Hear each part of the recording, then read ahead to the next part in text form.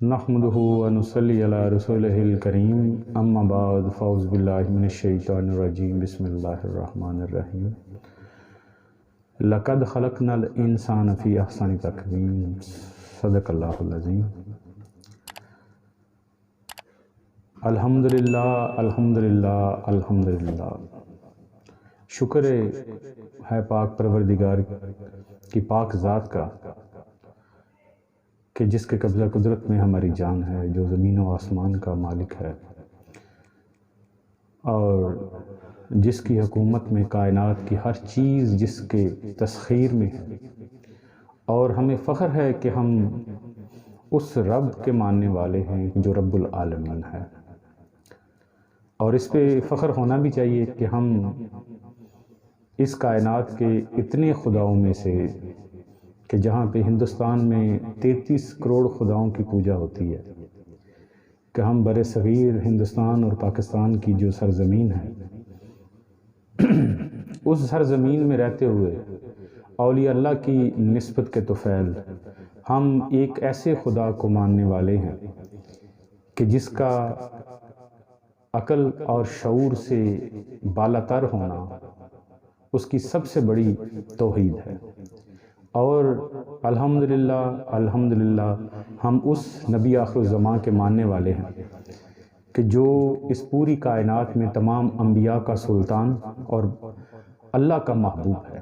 یہ ہمارے لیے بہت بڑی سعادت ہے، اور سب سے بڑی جو اہم بات ہے اس گئے گزرے دور میں، ہم اللہ کے ان برگزیدہ ہستیوں کے ماننے والے ہیں کہ جو اس مادہ پرستی کے دور میں سب سے بڑی حجت ہمارے پاس ہیں، کہ جو آل نبی اولاد علی اور ان کے نبوت اور فیض کے روحانی وارث ہیں، جو نبوت کا مشن ہے اس کو چلا رہے ہیں۔ اللہ پاک ہمیں ان کی سائے میں سلامت رکھے، اور کروڑوں درود اور سلام سرکار دو عالم اور آپ کے اہل بیت اطہار پہ، کہ جن کے صدقے ہمیں قرآن ملا، کلمہ ملا، نماز ملی، روزہ ملا اور اللہ کی معرفت ملی۔ سابقہ نشست میں ہم نے وحدت سے کثرت کے بارے میں ایک اپنی کم علمی کے باعث جو ہے نا وہ تھوڑی سی گفتگو کی تھی، اور یہ وہ حقیقت تھی کہ جس کو جھٹلانا کسی بھی صورت میں ناممکن ہے۔ کوئی ماننے والا، کوئی سمجھنے والا اس بات کو بخوبی سمجھ سکتا ہے کہ حقیقت جو ہے وہ کیا ہے۔ اب بات آئی سرکار دو عالم کے نور مصطفیٰ کے خلق ہونے کے بعد، کہ جب اللہ کو محبت ہوئی اور محبت سے اللہ نے یہ چیز سوچی کہ میری ذات سے ایک نور کا شعلہ جدا ہوا ہے، اور وہ اتنا خوبصورت ہے، وہ اتنا پیارا ہے کہ اللہ نے اس نور کو اپنا حبیب مانا اور حبیب اللہ کہا کہ تو میرا حبیب ہے۔ یعنی اللہ نے نور مصطفیٰ کو مختلف جس نظر سے ذات الہی نے نور مصطفیٰ کو دیکھا، وہ نظر وہ ذات ہی جانتی ہے کہ اس میں اس کو کیا خوبصورتی اور کیا دلکشی نظر آئی۔ حالانکہ نور میں اس وقت کسی اجسام کی بات نہیں تھی، سرکار دو عالم کا نور نوری حیثیت میں تھا، جس حیثیت میں اللہ کا ذاتی نور تھا اسی حیثیت سے سرکار دو عالم کا وہ ذاتی نور موجود تھا، اور جب اس نور کو دیکھا محبت ہوئی، چاہت ہوئی، پیار ہوئی، فخلقت الخلق، اور اللہ نے انسان کو خلق کیا۔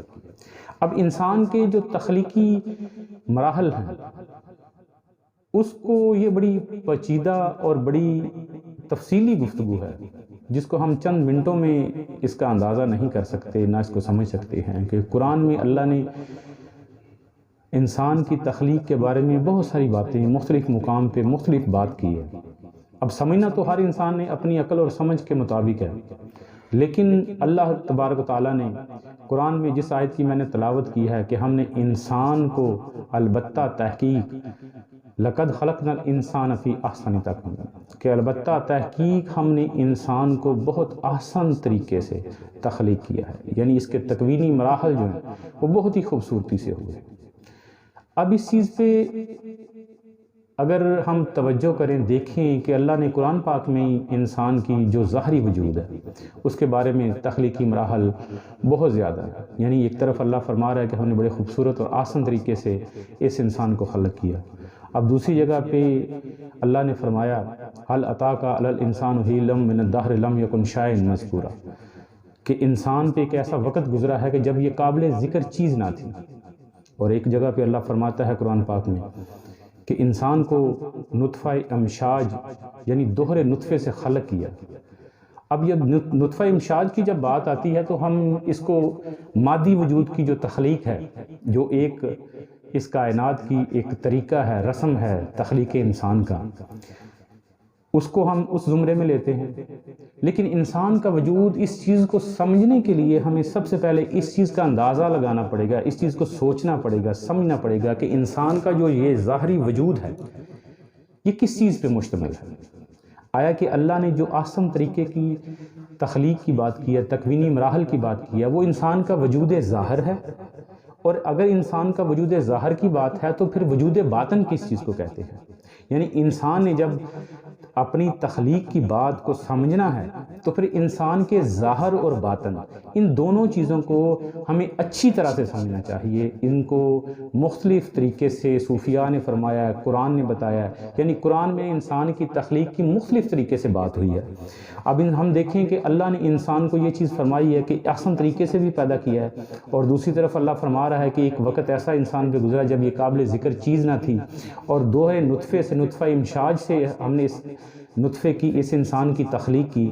اور ایک طرف آسان طریقہ اور دوسری طرف یہ، اور انسان کو اللہ نے قرآن پاک میں انسان کو اس کی اوقات دکھانے کے لیے، جب انسان فخر اور تکبر اور انا کی پرستش کرتا ہے تو پھر اس بارے میں فرمایا کہ اللہ نے فرمایا کہ تمہیں میں نے ایک نطفہ امشاج سے، ایک گندے نطفے سے تخلیق کیا ہے، تو کس بات پہ اکڑ رہا ہے؟ تیری اکڑ اور تیری بڑائی کس بات پہ ہے؟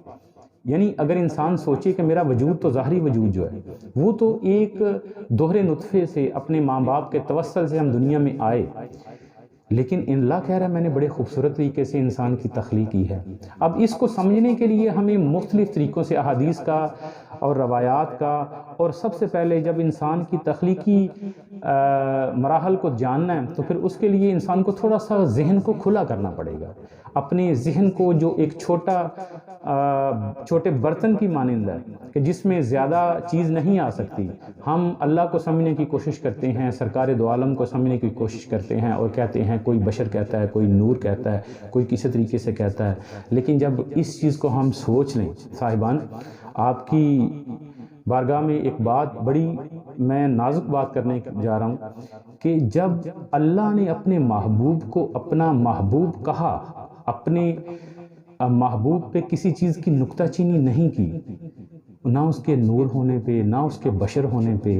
مجھے اس چیز پہ حیرت ہوتی ہے لوگوں پہ کہ ہم پڑھتے تو کلمہ ہیں تو مسلمان، اور تنقید ہم محبوب خدا پہ کرتے ہیں. افسوس ہے اس چیز کا، حیرانگی ہے کہ جب ایک طرف ہم دنیا میں کسی انسان سے محبت کریں تو ہم اس چیز کو سوچتے ہیں کہ اس میں کوئی عیب بھی ہو، کوئی برائی بھی ہو، تو ہم اس کو عیب اور برائی سمیت قبول کرتے ہیں.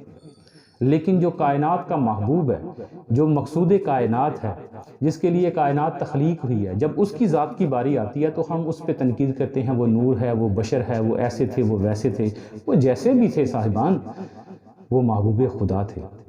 کل کو ہم نے ان کی شفاعت اور ان کی کملی کا صدقہ ہی قیامت والے دن ہم نے ان کے سائے کے نیچے بیٹھنا ہے. ہمارے کلمے کی تصدیق تب ہی ہوگی جب نبی آخر الزمان اس چیز کی تصدیق فرمائیں گے. اس لیے تمام جتنے بھی مسلمان ہیں ان سب سے گزارش ہے کہ کبھی بھی اپنے محبوب اور اللہ کے محبوب درود پڑھنا اس چیز کی دلیل ہے کہ وہ ہمارا بھی محبوب ہے. اور کوئی بندہ صاحب ایمان نہیں ہو سکتا جب تک اللہ کائنات کی ہر چیز سے بڑھ کے نبی پاک سے محبت نہ کرے. اس لیے صاحبان آپ سے التماس ہے، گزارش ہے کہ کبھی بھی کوئی مسلمان ہو، کلمہ گو ہو، وہ نبی کی ذات پہ تنقید نہ کرے.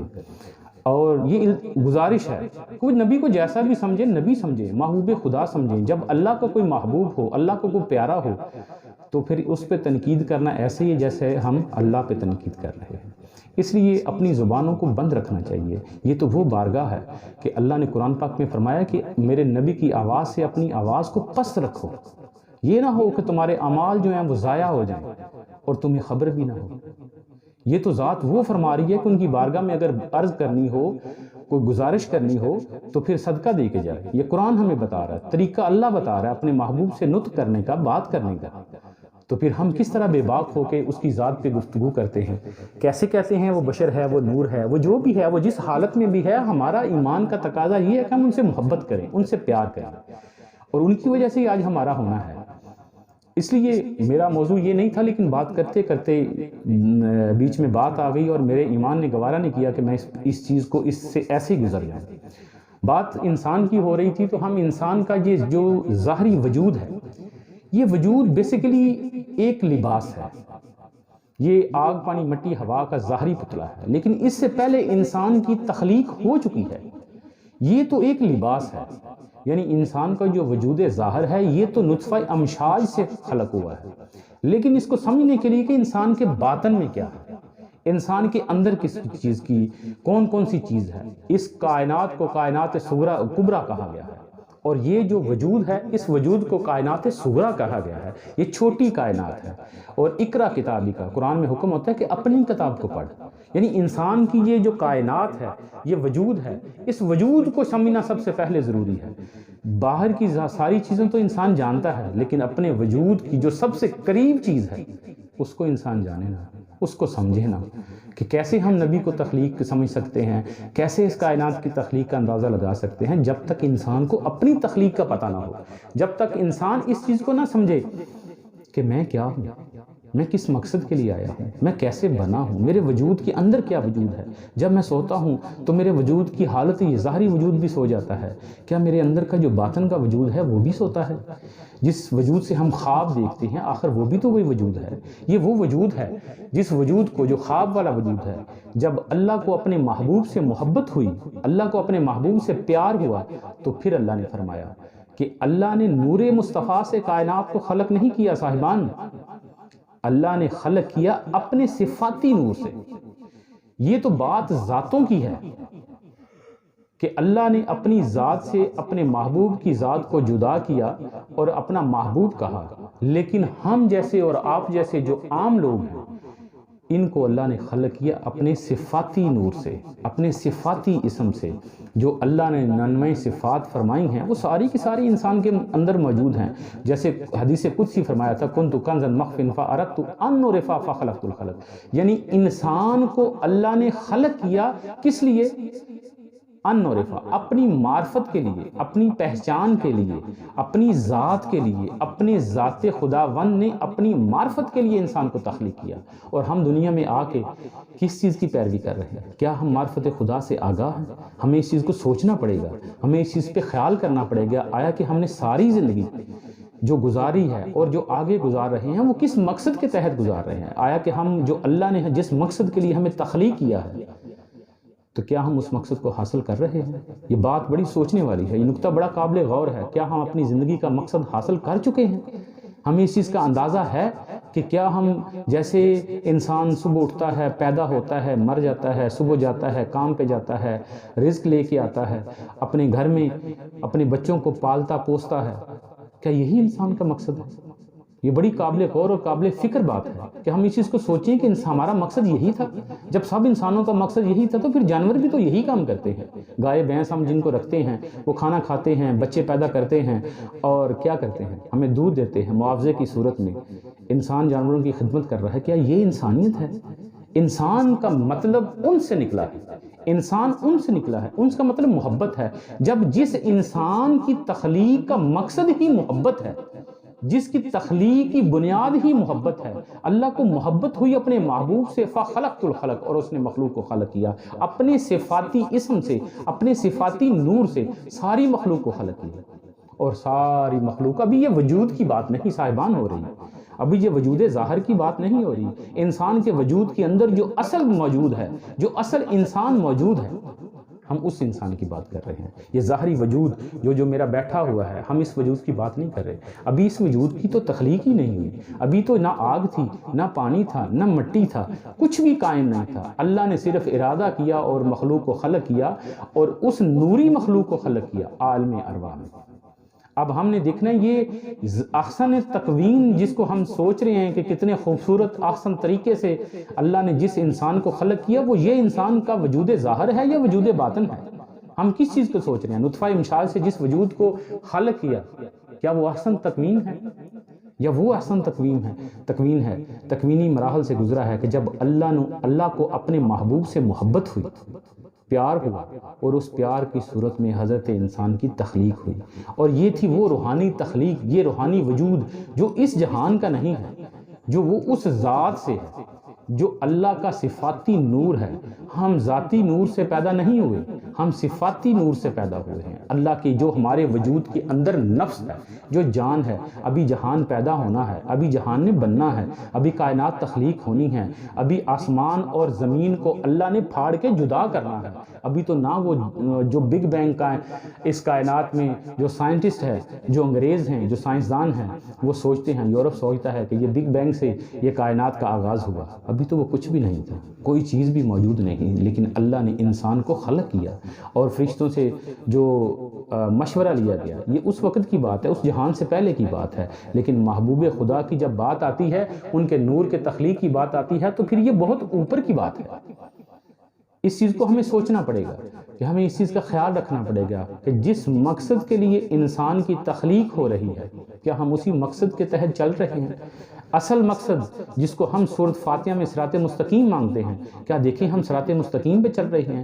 اصل صراط مستقیم صاحبان وہ ہے جس پہ چل کے معرفت خداوند حاصل ہوتی، جس صراط مستقیم کو ہم نماز میں مانگتے ہیں، آج مانگتے ہیں، لیکن ہم بھول گئے ہیں ہماری تخلیق کس مقصد کے لیے ہوئی۔ اور ہم نے عالم ارواح میں جب انسان کو تخلیق کیا، خلق کیا، اور پھر اللہ نے انسان سے صرف ایک ہی بات کی، ایک ہی جملہ کہا، حالانکہ وہ کائنات کا مالک و مختار ہے، وہ پوری کائنات کا مالک ہے، رب ہے، اور اس تقریب میں جہاں پہ ساری ارواح موجود تھیں، کیا اللہ نے ہم سے کتنی باتیں کی، کتنے وعدے لیے؟ ایک ہی بات کی، اور وہ کیا تھی؟ الستو بربکم، کیا میں تمہارا رب ہوں؟